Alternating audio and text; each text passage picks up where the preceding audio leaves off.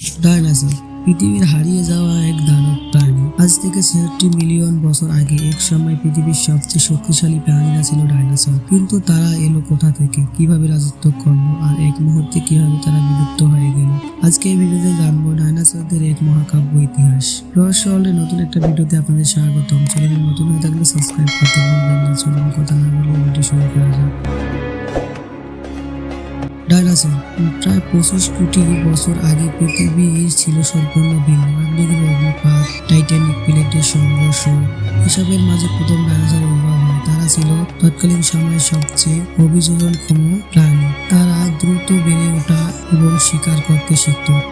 প্রথম দিককার ডাইনোসররা ছোট ছিল কিন্তু খুবই চতুর এবং গতিশীল।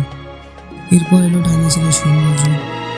এই সময় পৃথিবী জুড়ে সবুজে রাজত্ব আর সঙ্গে দানবীয় আকৃতির ডাইনোসর। এই সময় পৃথিবীতে একটি প্রধান ডাইনোসর ছিল। এটা ছিল শাকাহারী ডাইনোসর, যা বিশাল দেহ, যাদের প্রধান অস্ত্র ছিল তাদের শক্তি ও প্রতিরক্ষা কৌশল।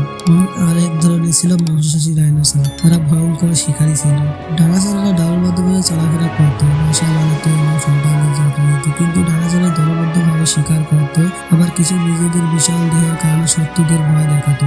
ডাইনোসরদের মধ্যে ছিল বিশাল বৈচিত্র্য, যেমন সবচেয়ে বড় ডাইনোসর ছিল লম্বায় ১০০ ফুট, আর সবচেয়ে ভয়ঙ্কর ছিল টি-রেক্স। সবচেয়ে ছোট ডাইনোসর ছিল মাত্র কয়েক ফুটের। ডাইনোসরের রহস্যময় বিলুপ্তি প্রায় ৬৬ মিলিয়ন বছর আগে এক মহাজাগতিক বিপর্যয় ঘটে। এই বিশাল গ্রাণু বর্তমান মেক্সিকো এলাকায় আঘাত হানে।